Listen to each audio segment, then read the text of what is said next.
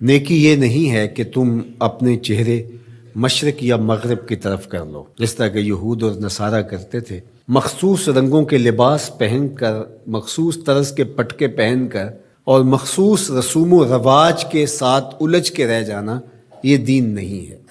لیس البر، یہ نیکی نہیں ہے، ان تولو، کہ تم پھیر لو، وجوہکم، اپنے چہروں کو، قبل المشرق والمغرب، مشرق اور مغرب کی طرف، ولیکن البر من آمن باللہ، نیکی کیا ہے کہ کوئی اللہ پر ایمان لائے، اس کا دل اپنے رب کو مانے۔ تو نیکی کی حقیقت یہ ہے کہ آپ اپنے رب کے ہو جائیں۔ جب رب کے ہو جائیں گے تو پھر اس کے دیے ہوئے نظام کو آپ من و عن تسلیم کریں گے۔ اٹھنے بیٹھنے سے لے کر انداز معاشرت تک، امور سیاست سے لے کر طرز حیات تک، کاروبار سے لے کر نجی زندگی تک، آپ کی زندگی کا ایک گوشہ اپنے رب کے دیے ہوئے نظام کی مطابقت میں ہوگا۔ تو نیکی تو یہ ہے، نہ یہ ہے کہ تم مخصوص ایک طرز اختیار کر لو، مخصوص طرز کے رنگ پہن لو اور اس کو تم دین قرار دے دو۔ ظاہریت کا نام دین نہیں ہے، بلکہ تمہاری روحوں میں دین کی وہ قدریں اس طرح اتر گئی ہوں کہ تم سے جدا نہ ہونے پائیں۔ یہاں یہ بات بھی ذہن نشین رہے کہ جو ہمارے اعتقادات ہوتے ہیں ان کا ہمارے عمل پر، رویے پر، طرز زندگی پر ضرور اثر ہوتا ہے۔ عقیدہ ہمارے عمل کی بنیاد ہوتا ہے۔ تو اگر میرا یہ عقیدہ ہے کہ میں اللہ وحدہ لا شریک کو مانتا ہوں، تو پھر اس کا لازمی نتیجہ یہ ہے کہ غیر کا خوف میرے سینے سے نکل جائے گا۔ اسی طرح جب آخرت کا یقین میری روح کے اندر راسخ ہو جائے گا تو میری زندگی خود بخود مرتب ہو جائے گی، منظم ہو جائے گی۔ کیونکہ آخرت کا تصور کیا ہے کہ میں اللہ کے حضور جواب دہ ہوں اور ایک ایک عمل اس کے حضور پیش ہونا ہے اور وہاں اعمال کی جواب دہی ہے۔ ثم لتسألن یومئذ عن النعیم۔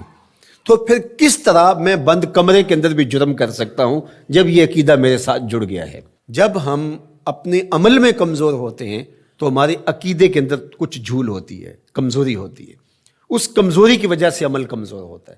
تو عمل کی پختگی اور رسوخ عقیدے کی پختگی کا نتیجہ ہوتا ہے۔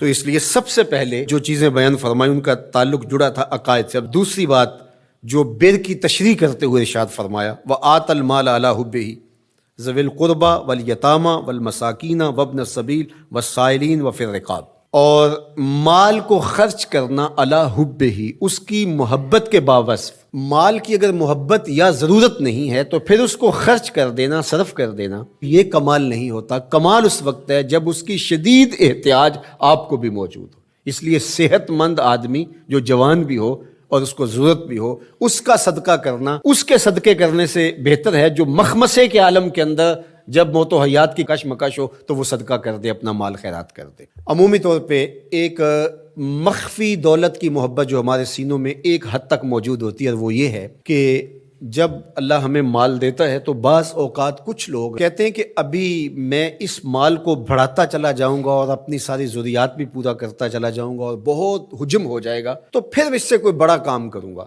وہ ایک ہدف لیتا ہے بڑے کام کا اور مال کو ضرورت کے باوجود خرچ نہیں کرتا۔ تو یہ ایک مخفی محبت ہے مال کی جو سینوں کے اندر چھپی ہوئی ہے۔ تو ہمارے دین نے ہمیں جو ترغیب دی ہے کہ جوں ضرورت پیش آئے تو جہاں جہاں ضرورت پیش آئے تمہیں اپنے مال سے خرچ کرنا ہوگا۔ حضور نبی رحمت صلی اللہ علیہ وآلہ وسلم نے ارشاد فرمایا کہ جو زکوٰۃ ہے، جو صدقہ واجبہ کے طور پہ ہم ادا کرتے ہیں، اس کے علاوہ بھی تمہارے اوپر مال خرچ کرنا ضروری اور لازم ہے۔ اور اس کے مصارف یہاں بیان فرما دیے، اور وہ مصارف کیا ہے آپ ذرا غور کیجئے۔ فرمایا ذوی القربیٰ، سب سے پہلا جو رکھا وہ ذوی القربیٰ، رشتہ دار رکھے۔ باقی لوگوں پر خرچ کرنے سے پورا ثواب ملتا ہے اور رشتہ داروں پر خرچ کرنے سے دوہرا ثواب ملتا ہے۔ والیتامى، اور یتیموں کو، والمساکین، اور مسکین۔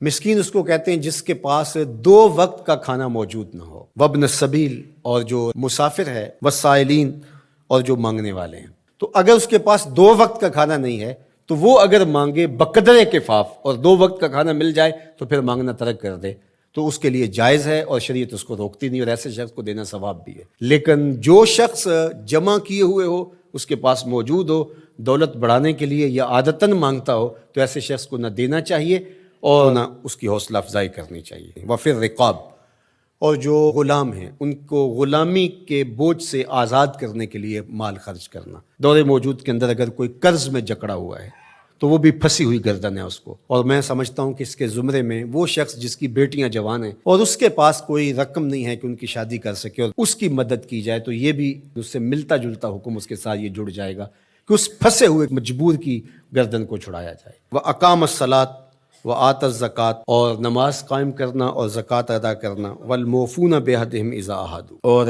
عہد کو پورا کرنا جب وہ عہد کر بیٹھے، وَالصَّابِرِينَ، اور صبر کرنے والے، فی الباساء والضراء وحین الباس، غربت، بیماری، حالت جنگ میں استقامت اور ثبات کے ساتھ کھڑا رہے۔ اب یہ بیان کرنے کے بعد فرمایا اولئک الذین صدقوا، یہ وہ لوگ ہیں جو سچے اور پکے مومن ہیں، جو ان خوبیوں کے حامل ہیں، جو عبادات کے اندر، اعتقادات کے اندر، رویوں کے اندر، طرز زندگی کے اندر، انداز معاشرت کے اندر، سب میں کمال مرتبے پہ فائز المرام ہیں، یہ سچے لوگ ہیں۔ اور فرمایا وَأُولَٰئِکَ هُمُ الْمُتَّقُونَ، اور تقوی کے نور سے مالا مال بھی یہی لوگ ہیں جن کے اعتقاد